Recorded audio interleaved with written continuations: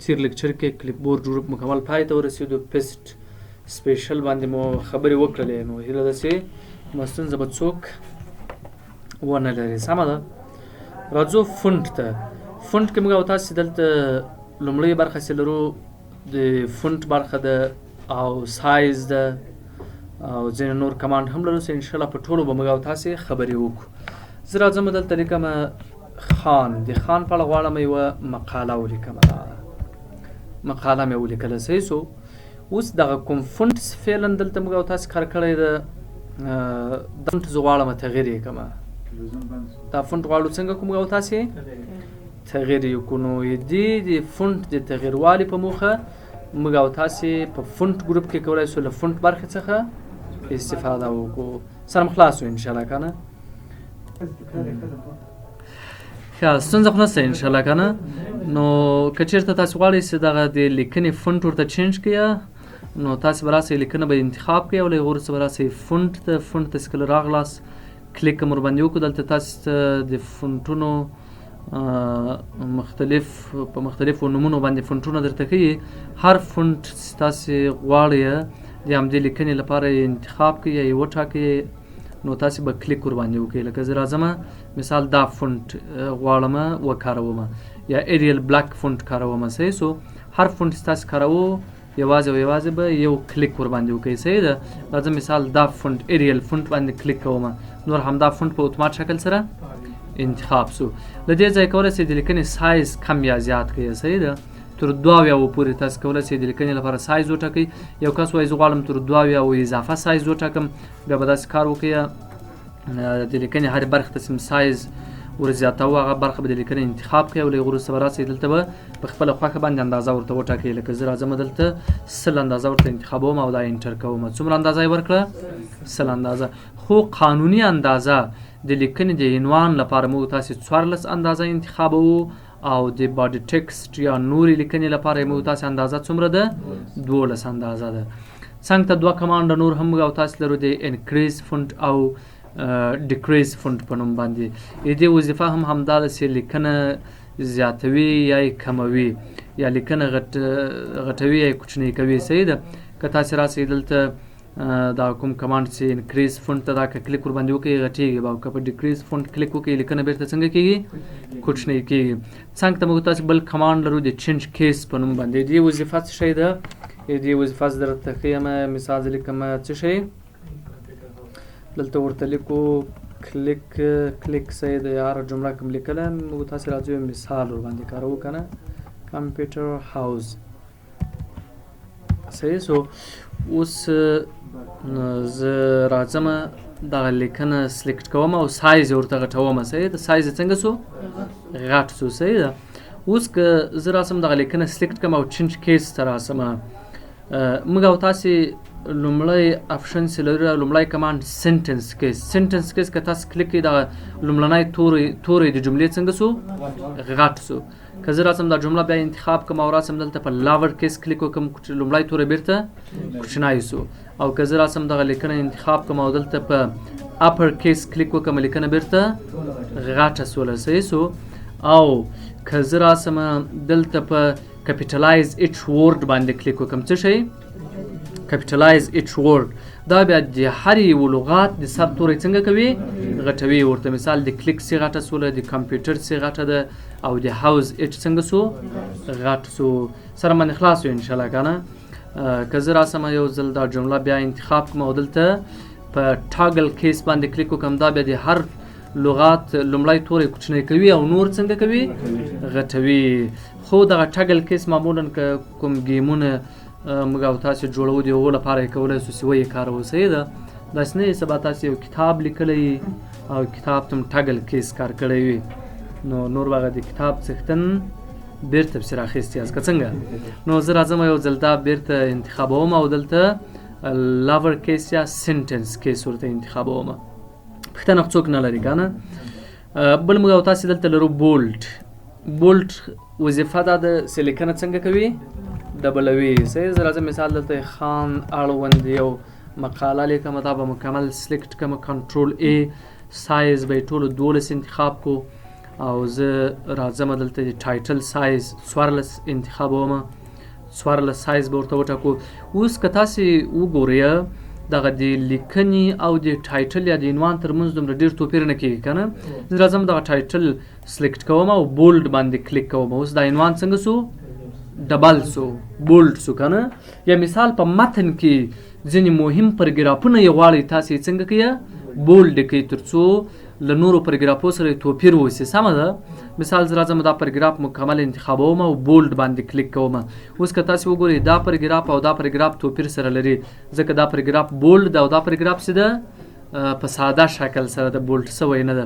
نو تاسې کولی شئ بولډ آپشن هم کمانډ وکاروئ شارکت یې د کنټرول بی. صحیح سو. ایټالیکس د دا لیکنه داسې چپه کوي په دې شکل سره. انډرلاین څه د لاندې خط ورکوي. که تاسې کلیک ورباندې وکړئ انډرلاین څه کوي لاندې خط ورکوي. زه راځم مثال دغه مکمل پرګراف انتخابوم او غواړم لاندې څه شی ورته ورکړم انډرلاین ورته ورکړم. سره خلاص شو که نه. سټرکچر چې د په منځ کې خط ورکوي. زه دا پرګراف انتخابوم او راځم په سټرکچر باندې کلیک کوم په منځ کې خط ورته ورکو. سبسکرپټ او سوپر سکرپټ که تاسې فکر کړئ په ورډ پاډ کې مو هم خبرې ورباندې وکړئ که نه. زه مثال دلته لیکم H2O د اوبو مالیکولي فرمول لیکم دا انتخابوم. نو دلته باید دغه دوه د ضریب په توګه ځای په ځای سي. نو د دې لپاره زه راځم دغه دوه انتخابوم او سبسکرپټ کلیک کوم. اوس څه ویل کېږي H2O. او که تاسې یو عادت په توان باندې پورته بیایاست نو زه راځم مثال دلته ورته لیکم چې مثال 12 په توان د 3 دا ویل کېږي 12 په توان د 3 نه ویل کېږي. راځم دغه 3 انتخابوم او دلته په سوپر سکرپټ کلیک کوم. اوس څه ویل کېږي 12 په توان د 3. سم خلاص شو انشاءالله که نه.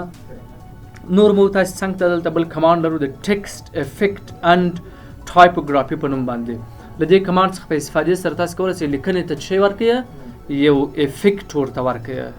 لیکنې ته څه شی ورکولی شئ افیکټ ورکولی شئ. سمه ده. نو دا څه ډول افیکټونه ورکوو نو موږ تاسې کولی شئ چې مختلف افیکټونه وکاروو. صحیح ده. نو که تاسې راسئ دلته دا ټیکسټ افیکټ کې وګورئ دا ټول افیکټونه دي. صحیح ده. زه راځم دغه د خان نوم انتخابوم ټایټل اندازه یې ورغټوم. اوس دې ته یو افیکټ ورکوم. صحیح سو. تاسې ورته متوجه اوسئ. مثال دا افیکټ ورکوم دا افیکټ دا. صحیح سو. تاسې خپله خواکه د هر ډول افیکټ تاسې کاروو کولی شئ چې کار ورڅخه واخلئ. صحیح سو. راځم مثال زه ورته دا افیکټ راته وکاروم.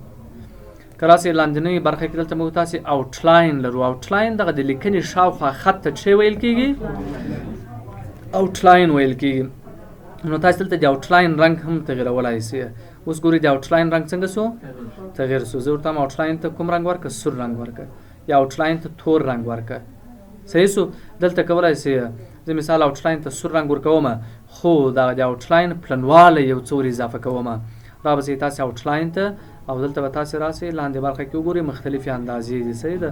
له دې اندازو څخه په استفادې سره تاسې کولی شئ د آوټلاین اندازه ورته کم او یا هم زیاته کړئ. صحیح سو. راځم دغه اندازه چې ده دا ورته کلیک کوم. که مو غوښتل د آوټلاین یو څه نور هم متفاوت شي بیا به راسئ آوټلاین ته او دلته لاندې برخه کې د آوټلاین لپاره تاسې کولی شئ له مختلفو نمونو څخه استفاده وکړئ. صحیح سو. نو دا څه سو آوټلاین سو. بل یا موږ تاسې شډو لرو. څه شی ده شډو. شډو بیا څه کوي سایه ورته ورکوي. دغه په دې شکل سره شډو څه ورکوي سایه ورته ورکوي. مثال یوه لیکنه م کړې ده غواړئ سایه یا سیوری ورته ورکړئ. ګورئ مخ ته سیوری لري شاته یې سیوری ورکړو. شاته خو یوه څنګ ته سیوری لري مخ ته. نو تاسې کولی شئ چې له شډو کمانډ څخه هم استفاده وکړئ. ریفلیکیشن بیا انعکاس ورکوي لیکنې ته. صحیح ده. که فکر ورته وکړئ لکه لیکنه چې لیکنې مخ ته آینه یې کړي یا هم لیکنه په اوبو کې قرار ولري که نه نو مخ ته څه ورکوي یو ریفلیکیشن یا انعکاس ورته ورکوي. صحیح سو. ګلاو آپشن چې دا بیا د لیکنې شاوخوا برخې ته څه ورکوي یو رنګ ورته ورکوي. فکر هم ستا ورته که نه نو تاسې له ګلاو آپشن څخه هم استفاده کولی شئ. دلته که راسئ وګورئ نور رنګونه هم سته. مور کالر برخه کې کولی شئ له اضافه رنګونو څخه هم تاسې استفاده وکړئ. صحیح ده. دا ګلاو آپشن کې یو څه سیټینګ دلته نور تنظیمات هم راځي. په دې به بیا انشاءالله موږ تاسې کله پروژو ته ورسېږو پروژو کې به بیا انشاءالله په دې ټولو تنظیماتو باندې موږ تاسې په تفصیل سره خبرې کوو او عملا ټول موضوعات کارېږي. صحیح سو. نور لاندنۍ برخه کې 3 نور موضوعات دي. دا موضوعات بیا په خاصه توګه سره د انګلیسي د ادب اړوند کېږي. په دې به انشاءالله کوم یو مثال را پیدا کړو، په دې به بیا موږ تاسو کار وکړو. صحیح ده؟ نو تاسو کولی شئ له ټکسټ افیکټ ان ټایپوګرافي څخه په استفادې سره په مختلفو ډیزاینونو سره عنوانونه طرحه کړئ او جوړې کړئ. سره هم خلاص شو انشاءالله که نه؟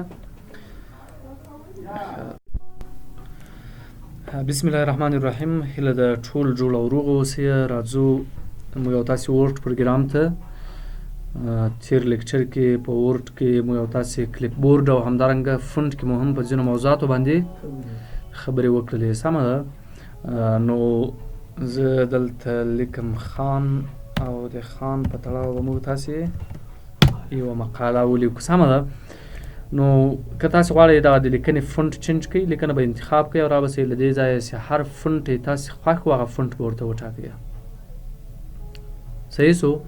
که د لیکنې سایز غټوئ، له دې برخې څخه کولی شئ له فونټ سایز څخه په استفادې سره د لیکنې سایز ورته کم یا زیات کړئ. او بل موږ تاسې انکریز او ډیکریز لرو، دا هم د لیکنې سایز غټوي او کوچنی کوي. او سنټنس کیس، لاور کیس، اپر کیس، کپیټلایزډ ورډ، ټاګل کیس، په دې باندې په تیر لیکچر کې خبرې وکړلې. سنټنس کیس د جملې لومړی توری غټوي، لاور کیس د جملې لومړی توری کوچنی کوي، اپر کیس ټول غټوي، کپیټلایزډ ورډ د هرې کلمې د لومړی توری غټوي، ټاګل کیس د هرې کلمې لومړی توری کوچنی وي او نور غټ وي. بولډ لیکنه ډبلوي، ایټالیک یو څه کوي، انډرلاین لاندې خط ورکوي، سټریک تھرو په منځ کې خط ورکوي، او سبسکرپټ تاسې د ضریب لپاره کارولای شئ، سوپر سکرپټ د توان لپاره کارولای شئ، ټکس افیکټ څخه هم کولی شئ ګټه واخلئ. ټکسټ هایلایټ بیا د لیکنې بکګراوند ته رنګ ورکوي. څه شته؟ بکګراوند ته. مثال زه راځم دا ساحه انتخابوم، غواړم دا هایلایټ کړم، ویې رنګومه، نو راځم په دا هایلایټ باندې کلیک کوم او دا رنګ ورته ورکوم. سره باندې خلاص شو که نه؟ او که غواړئ دغه برخه چې تاسې هایلایټ کړې بېرته یې له هایلایټ حالت څخه وباسئ، نو دا به تاسې انتخاب کړئ او رابسئ دلته به په نو کالر باندې کلیک وکړئ، بېرته هغه برخه له هایلایټ حالت څخه ووتله. سره هم خلاص باندې انشاءالله که نه؟ او بل موږ یو تاسې څنګ ته یو بل کمانډ هم لرو د فونټ کالر په نوم باندې. فونټ کالر چې دا به د لیکنې رنګ تغیروي. تاسې وګورئ د موږ تاسې د لیکنې رنګ تور ده که نه ده؟ یو کس وایي زه غواړم د لیکنې کالر چینج کړم، نو تاسې به راسئ فونټ کالر ته او دلته مثال زه ورته وایم دا رنګ راته راکړه، رنګ تغیر شو که نه؟ یا مثال تاسې غواړئ یو بل رنګ ورته وټاکئ، مثال دا ګولډ، طلایي یا اورنج رنګ ورته ټاکم. صحیح شو؟ دلته که بیا تاسې وګورئ نور هم زیات شمېر رنګونه شته، له دې څخه ګټه اخیستلی شئ. که مور کالر کلیک وکړئ دلته اضافه رنګونه درته راځي، کولی شئ دلته هر رنګ چې تاسې خوښ یې ګورئ، دلته کرنټ اوسنی رنګ، نوی رنګ، نو دلته به تاسې وګورئ چې هر رنګ یې تاسې خوښ و هغه رنګ به دلته ورته انتخاب کړئ. صحیح شو؟ ستونزه خو نشته. کوم د کود په اساس رنګ ورکوو، آر جی بي به دلته انتخاب کړئ، ریډ ګرین بلو، دلته به د هر رنګ کود ورته ورکړئ، نور به تاسې ته خاص هغه رنګ جوړوي کوم ستاسې د کود په اساس سره غواړئ. سټنډرډ که کلیک وکړئ دلته بیا ډېر زیات رنګونه دي. ګورئ په یو رنګ کې که وګورئ ډېر رنګونه دي. مثال دا پوخ د بیا لږ خام د تریغو پسې خام شوی ده. صحیح ده؟ فکر هم ستا ورته که نه؟ یو رنګ په څو نمونو سره تاسې ته درکوي، کولی شئ د دې ټولو رنګونو څخه تاسې استفاده وکړئ. صحیح شو؟ پوښتنه خو نشته. زه راځم دا خان ټایټل انتخابوم او سایز به یې له دې ځایه ورته غټ کړم، بولډ به یې هم کړم. راځم اوس چېرته زه فونټ کالر ته راځم، فونټ کالر کې ورکوم سور رنګ. صحیح شو؟ اوس که تاسې راسئ دلته ګریډنټ باندې کلیک وکړئ، دلته بیا دغه سور رنګ تاسې کولی شئ په روښانه او تیاره شکل سره په لیکنه کې ځای په ځای کړئ. سره هم خلاص شو که نه؟ نو دا هم د فونټ کالر برخه شوله چې تاسې کولی شئ له دې برخې څخه د لیکنې د رنګ ورکولو لپاره استفاده وکړئ. پاس برخه کې موږ تاسې بل کمانډ لرو، کلیر آل فارمټینګ. ټول فارمټونه باید څنګه که پاک یې که، کلیر یې که. اوس ګورئ دغه کومه لیکنه چې موږ لرو دې ته موږ فارمټ ورکړی، فارمټ یې دا داسې مثال رنګ هم ورکړی که نه؟ که زه راسم مثال دا انتخاب کړم او راسم دلته مثال یو بل داسې افیکټ م ورته ورکړم او راځم زه سایز یې هم ورته غټوم. اوس که غواړم چې دغه کوم افیکټونه یا کوم فارمټونه دلته په دې لیکنه کار شوي دا ټول له منځه یوسمه، نو زه مکمله لیکنه سلیکټ کوم او راځم په کلیر آل فارمټینګ باندې کلیک کوم. اوس هر څومره فارمټ چې دې لیکنې ته ما ورکړی و ټول څنګه شو؟ کلیر شو، پاک شو، له منځه ولاړ. سره هم خلاص شو انشاءالله که نه؟ نو دا هم کلیر آل فارمټینګ سو ان شاء الله ستونزه به نه وي که بیا هم ستونزه ولا پوښتنه کولی شئ. راځو دغه فونټ اضافي اړوند معلوماتو ته. که تاسې راسئ دلته موږ تاسې لرو لاتین ټیکس کمپلیکس سکرپټ. دا دواړه څه توپیر سره لري؟ دې دواړو توپیر درته وایم وروسته به بیا نور موضوعات ورته راسو. راځو کنټرول ان یو نوی ډاکومنټ زه راخلم. دلته مثال لیکم چې خان از مای ټیچر. صحیح ده؟ صحیح سو. راځم انټر. دا مې په انګلیسي ولیکل که نه؟ په څه شی مې ولیکل؟ په انګلیسي باندې. صحیح ده؟ اوس راځم مثال لاندې په پښتو باندې هم لیکم. صحیح ده؟ مثال دلته لیکم خان ډېر ښه سړی دی. صحیح ده؟ اوس دلته موږ تاسې دوه ډوله لیکنه لرو، یو په انګلیسي ده او بل په پښتو ده. زه اوس دغه لیکنه که انتخاب کړم او له دې ځایه راسم غټه یې کړم، ګورئ دواړه په یو وار غټېږي. سره م خلاص شو. که رنګ ورکوم دواړو ته په یو وار رنګ ورکول کېږي. یو کس وایي نه په دغه ډاکومنټ کې کومه لیکنه ده. چېرته؟ ډاکومنټ کې کومه لیکنه ده. زه غواړم چې دغه انګلیسي لیکنې ته یو فونټ او رنګ او سایز ورکړم، پښتو لیکنې ته بل فونټ ورکوم. نو دې لپاره به ته دا کار کوې، یو ځل به انګلیسي انتخابوې، بیا به راځې دلته به فونټ ورته ټاکې، بیا به پښتو انتخابوې. خو یو کس تاسو ته وایي دغسې مثال د انګلیسي او پښتو جملې دي، انګلیسي جمله لیکلې لاندې پښتو ته ژباړلې، مثال 10 20 30 40 صفحې کتاب ده. یو نفر تاسو ته وایي دا ټول ماته داسې جوړ کړه، انګلیسي باید 14 سایز ولري، پښتو باید 12 وي، د انګلیسي رنګ یو ډول وي، د پښتو بل ډول. نو ته به هر یو ځان ته انتخابوې. خو د کار د لا اسانوالي په موخه موږ تاسې یوه بله ډېره ښه طریقه هم لرو. زه ټول به انتخاب کوئ، مکملې جملې انګلیسي او پښتو تاسې به انتخاب کړئ. رابسئ فونټ ته. فونټ ته چې کله راغلاست دلته موږ تاسې دوه برخې لرو، لاتین ټیکس کمپلیکس سکرپټ. صحیح سو. دلته زه اوس ورته وایم کوم فونټ انتخاب کړئ لیکنې ته. دا لاتین چې دا د انګلیسي لپاره کارېږي. صحیح ده؟ ورته هم کومه دا فونټ انتخاب کړئ. ګورئ دغه فونټ شو. صحیح سو. سټایل یې څنګه وي؟ بولډ دی وي. اندازه یې سایز دی څومره وي؟ 22 زه ورته همدا څوکه 24 که سره باندې خلاص شو که نه. اوس دا خو د انګلیسي لپاره شو که نه. پښتو لپاره پښتو بیا دغه لاندې کمپلیکس سکرپټ پښتو لپاره ده. مثال کوم فونټ ورکوئ؟ دا ټول بهیج فونټونه راته راخیستي که نه. زه ورته هم کوم فونټ ورته ورکړه. راځم لاندنۍ برخې ته، مثال ورته هم دا فونټ یا دا فونټ هم نه خوښېږي، مثال دا فونټ انتخاب کړئ. ګورئ دغه فونټ شو. صحیح ده؟ یې پښتو لپاره بولډ دی وي. صحیح ده؟ سایز د انګلیسي مو 24 نیولی، د پښتو دې څومره وي؟ 14 سایز دی وي. له هغو سره راځم دا څنګه کومه؟ اوکې کومه. اوس ګورئ په دواړو کې تغیرات راغلل. پښتو یو فونټ یو سایز، انګلیسي بل فونټ بل سایز.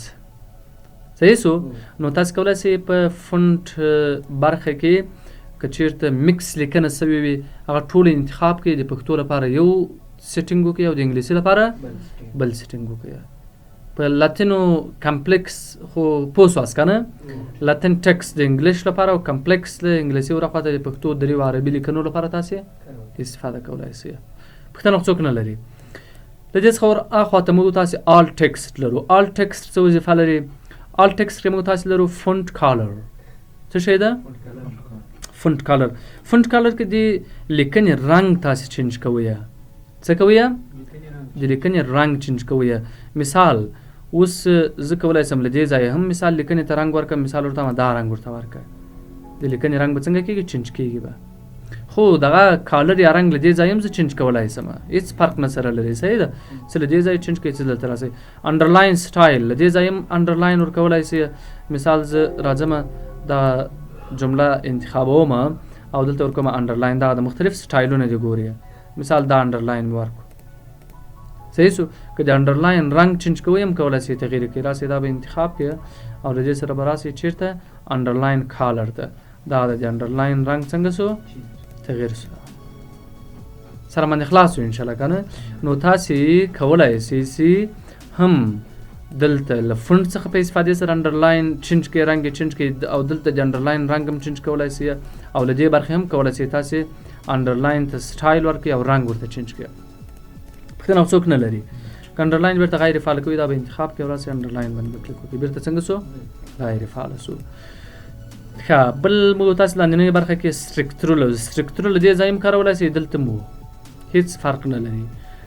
ډبل سټرکچر بیا په منځ کې دوه خطې ورکوي. مثال زه راځم د انګلیش پښتو دواړه سلیکټ کوم او راځم دلته دا ډبل سټرکچر انتخابوم او اوکې کوم ګوري دواړو ته موږ څو خط ورکړي 2 خط خو دا ورڅخه لري کوي دا بیرته انتخاب کوي او را بسې دا ډبل سټرکچر باندې ټیک مارک یو دا مو کې کې بیرته څنګه څو څخه لري صحیح سو او په څنګه ور سره موږ تاسو سوپر سکرپټ او سب سکرپټ لرو دا توان او ضریب څوم لدی ځای کار کړی چې لدی هیڅ فرق نه سره لري سمال کیپس آل کیپس هایډن دا څه لپاره کاریږي صحیح ده زه راځم دا مثال مو تاسو دلته کارو په دې جمله باندې دا مکمل سلیکټ کوم صحیح ده اوس راځم دلته ورته چې آل کیپس دا وکې کوم ګوري مکمل توري غټ څه خدای سر توري ټولو غټ ده فکر مستور ده د سر توري څنګه ده تر ټولو غټ ده خو زه ورته مې نه دا نور توریم دومره غټ کله کې د سر توري نو زه د سمال کیپ سانټیک مارکوم راځم په آل کیپس کلیک کوم او دا وکې کوم ګوري ټول توري څنګه سولو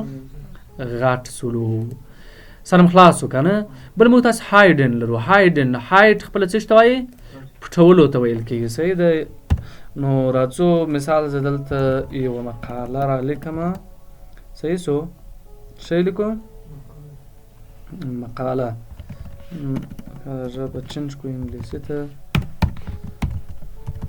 ښه مقاله مې ولیکله فکر مې سا ورته که نه مقاله څنګه سوله ولیکل سوله اوس دلته یو کس ماته وایي زه دغه یو پرګراف چاپوم نور باید چاپ نسی یو پرګراف چاپوم نور باید چاپ نسی اوس که راسم پرنټ یا د چاپولو شارټکټ له کیبورډ کنټرول پی که وګورئ که زه چېرته کنټرول پی ته فشار ورکړم صحیح ده ګورئ ماته دلته ټول ښیي دا ټول څنګه کېږي ټول باید چاپېږي خو دې یوه طریقه دا ده چې دا نسي چاپ مجبور یم دا نور ډیلیټ کړم خو ډیلیټ کوم یې نه زه راځم دا نور مکمل سلیکټ کوم او دا هایډ کوم هایډن باندې کلیک کوم او دا اوکې کوم څنګه سو دا هایډ سو صحیح سو اوس که زه راسم کنټرول پی ته فشار کوم اوس به یوازې دغه یو پرګراف چاپېږي صحیح سو او که تاسو غواړئ چې نه زه بیرته خپل لومړني حالت ته غواړم را وګرځم بیا به کنټرول ای مکمل به انتخاب کړئ څه شی کنټرول ای مکمل چې کله تاسو انتخاب کړو د هغو وروسته به راسئ فونټ ته او دا به یو ځل کلیک او بیا به یې کلیک کوئ او د هغو وروسته به یې اوکې کړئ نو کوم پرګرافونه چې ما هایډ کړي هغه بیرته څنګه سو راښکاره سولو صحیح ده کله کله وخت په دفتر کې مثال ضرورت کېږي چې موږ او تاسې یوازې یو پرګراف چاپ کړو که نه یا مثال یوازې د یو نفر معلومات چاپ کړو نو دا تاسې دغه طریقه ورته کارولی شئ صحیح سو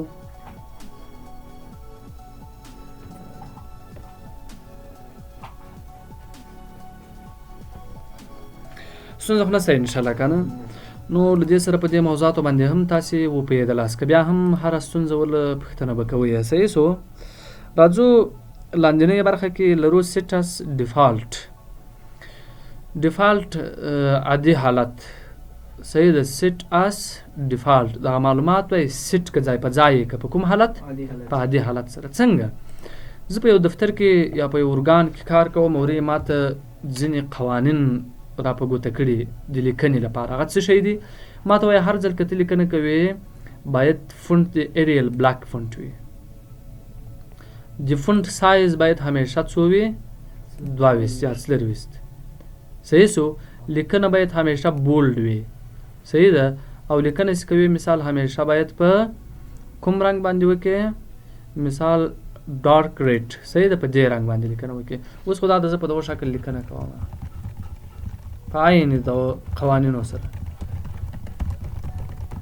صحیح سو اوس که زه نوی ډاکومنټ راخلم کنټرول ان دلته چې راسم بیرته هر شی پخواني حالت ته وګرځوي صحیح سو زه غواړم چې دغه کوم سیټینګ چې دلته ما ځای په ځای کړي په دې ډاکومنټ کې دا باید په ټولو ډاکومنټونو کې دغه سیټینګ وي صحیح سو نو بیا به تاسې راسئ دلته په سیټس ډیفالټ به کلیک وکړئ سیټس ډیفالټ چې کله کلیک کړو نو تاسو ته 2 آپشنه درکوي دس ډاکومنټ اونلی دا سیټینګ یوازې د دې ډاکومنټ لپاره دی او که آل ډاکومنټس بیسډ آن د نارمل ټمپلیټ یا د ټولو ډاکومنټونو لپاره نو آل ډاکومنټس انتخابوم او دا به هم څنګه کوم اوکې به یې کوم صحیح ده اوس راځم زه نوی ډاکومنټ اخلم کنټرول ان دلته ما عیني سیټینګ دی بل ډاکومنټ اخلم کنټرول ان دلته ما عیني سیټینګ دی سره خلاص وکنه نو دا چیرته ثبت سو دا ثبت سو په نارمل ټمپلیټ کې نارمل ټمپلیټ چې دغه د ورډ پروګرام یو ډېره مهمه او اساسي برخه ده او ټول بنسټیز تغیرات چې موږ او تاسو په کمپیوټر کې راولو هغه ټول چیرته ثبتېږي؟ په نارمل ټمپلیټ کې ثبتېږي. سره باندې خلاصو ان شاء الله. د نارمل ټمپلیټ زه تاسو ته یو کوچنی مثال درکوم تر څو تاسو فقط په دې وپوهیږئ چې دا نارمل ټمپلیټ څومره مهم ده او د موږ کوم تغیرات چې موږ تاسو راولو دا چیرته او په کوم شکل سره ثبتېږي. صحیح شو. راځم زه د ډاکومنټ کې دلته ګورئ بل ټیپ نشته که نه. زه راځم فایل ته او له هغې وروسته چېرته راځم آپشن ته او کسټمایز رایبن باندې له دې ځای کلیک کوو. دلته یو ټیپ د ډیولپر صحیح ده ډیولپر دا غیر فعاله ده دا به ټیک مارک یا اوکې وکړئ. کله چې مو اوکې وکړو دلته یو بل ټیپ راښکاره شو په کوم نه و ډیولپر دا به تاسو کلیک کوئ. کله چې مو کلیک کړو دلته موږ تاسو لرو ډاکومنټ ټمپلیټ څه شی ډاکومنټ ټمپلیټ دا به کلیک کوئ. صحیح کله چې مو کلیک کوئ بیا راسئ په دغه اټیچ باندې به له دې ځای کلیک وکړئ. کله چې دا تاسو کلیک کو دلته اوس موږ تاسو ته نارمل فایل راښیي دا نارمل ټمپلیټ ده. څه شی ده نارمل ټمپلیټ. دلته به راسئ په دې باندې به رایټ کلیک وکړئ او را به سئ پراپرټیز ته. کله تاسو پراپرټیز ته راغلاست دلته به دغه لوکیشن در کاپي کوئ مکمل. صحیح شو. دا لوکیشن به داسې انتخاب کړئ رایټ کلیک او دا به کاپي کړئ. کله چې لوکیشن تاسو کاپي کو اوس به څه وکړئ اوس به دا ورډ پروګرام بیخي کلوز کړم ټول. را به سئ تاسو چیرته به راسئ کمپیوټر فولډر ته. کمپیوټر فولډر که دلته نه و بیا کولی شئ تاسې شارکټ ورته وکاروئ یا کوو خو یې به که نه نو زه راځم دلته کمپیوټر فولډر کې به ادرس بار ته راسئ دلته به رایټ کلیک وکړئ او دا کوم ادرس چې هلته مو کاپي کړی و دا به دلته پیسټ کړئ او انټر به یې کړئ. اتومات موږ ته څه راخلاص کړو نارمل.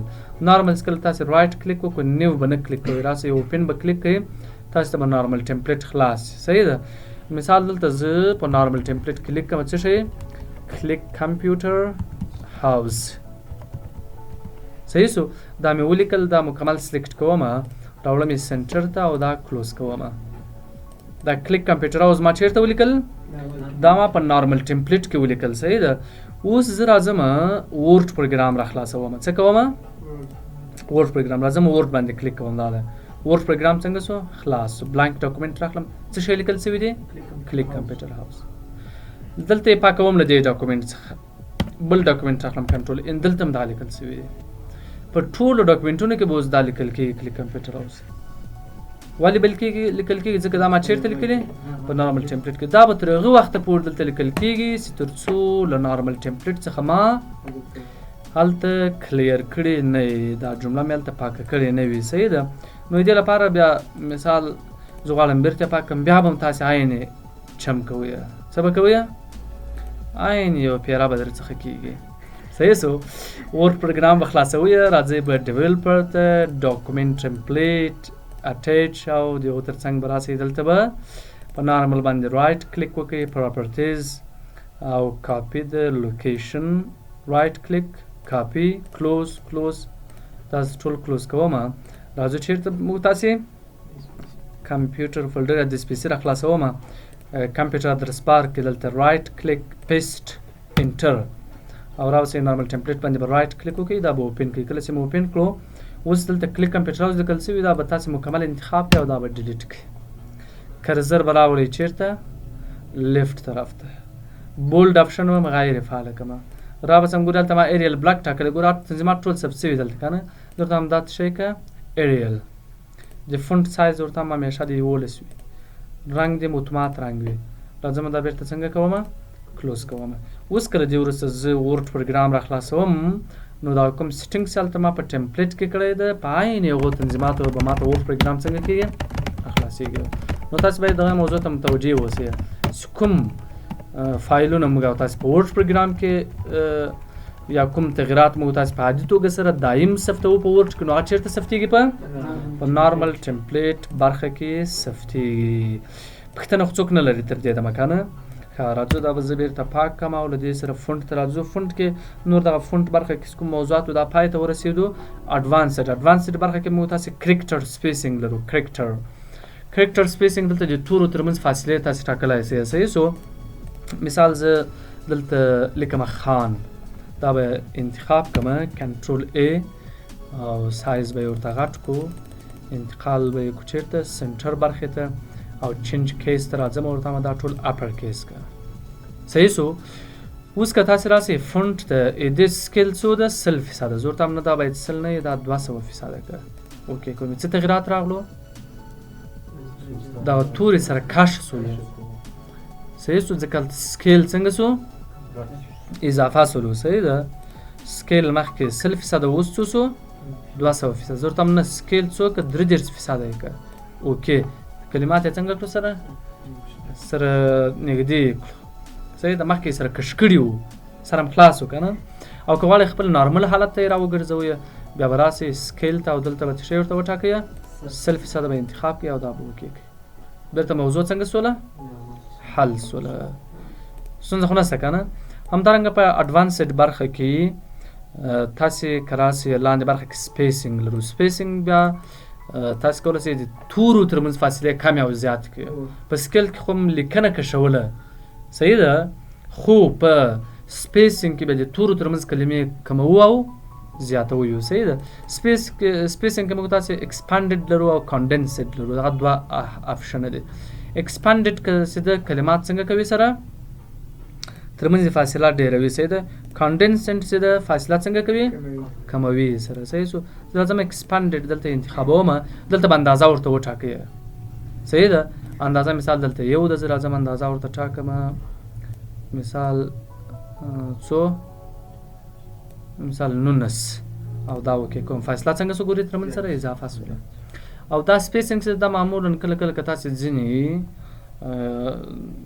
کتابو ته مثال یا عنوانونه جوړوئ یا کاور پیج ډیزاین کوئ یو لیکنه ورته یو ټایټل ورته اخلي که نه نو بیا تاسو کولی شئ له سپیسینګ څخه استفاده ورته وکړئ صحیح سو سکیل اوس څو ده 100% سپیسینګ ایکسپانډډ زه راځم دا کانډنسډ انتخابوم او دا وکې کوم کانډنسډ بیا برعکس فاصلې څنګه کوي ترمنځ کموي سره صحیح سو نو هغه تاسو خپل خوښه ده چې څومره فاصله ورکوئ او که غواړئ چې نورمال حالت ته یې راوګرځوئ بیا به راسئ دلته به نورمال انتخاب کړئ او دا به وکې بیرته هر څه خپل عادي حالت ته راوګرځېدلو پوښتنه خو څوک نه لري که نه پوزیشن چې د موقعیت تغیروي ریسایټ پاسنۍ برخې ته لیکنه انتقالوي لاور لاندنۍ برخې ته لیکنه انتقالوي صحیح سو مثال زه راځم دلته لیکم چې 12 په توان درې انتخابوم ورڅخه او راځم دلته چیرته پوزیشن ته راځم ریسایټ او فاصله 12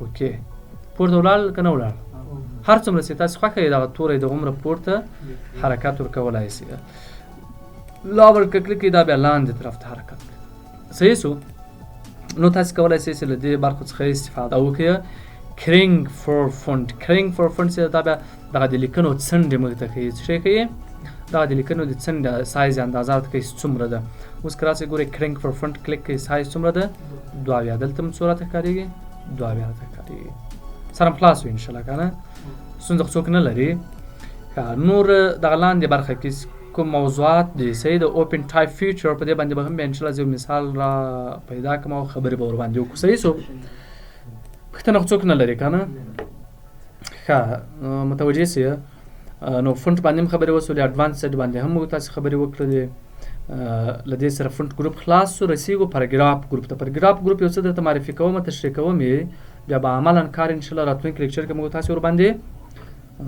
راپایل کړو صحیح ده پرګراف چې د پرګراف خپله څه شي ته ویل کېږي په ادبیاتو کې یو تعریف لري خو په ورډ پروګرام کې موږ تاسې پرګراف ته بل تعریف کوو سره خلاصو باندې که نه مثال په ادبیاتو کې هغه تعریف موږ تاسې ورته کوو مثال هغه مسلسل جملې چې مثال یو هدف رایه کې هغه یو شی دی یو پرګراف دی خو په ورډ پروګرام کې بیا هر ځل چې موږ انټر کوو هغه ته یو پرګراف وایي هر ځل چې تاسې انټر کوئ هغه څه شی سو قاري صاحب کښېنه هغه یو پرګراف سو ځه ولاړ سه صحیح سو نو هر ځل چې انټر کوو دا څه شی ده یو پرګراف ده سمه ده لکه مثال اوس کرزر دلته ولاړ ده که نه که زه دا انټر کړم څو پرګرافه لرو 2 یو پورته پاته یو لاندې ده صحیح ده او دا ډیر مهم ده ځینې وخت مثال موږ تاسې یو لیکنه کوو ګډوډه سي یا مثال کومه ستونزه رامنځته کړي دې غټ لامل دا وي چې موږ او تاسې بې ځایه ځای پرګراف اخیستی وي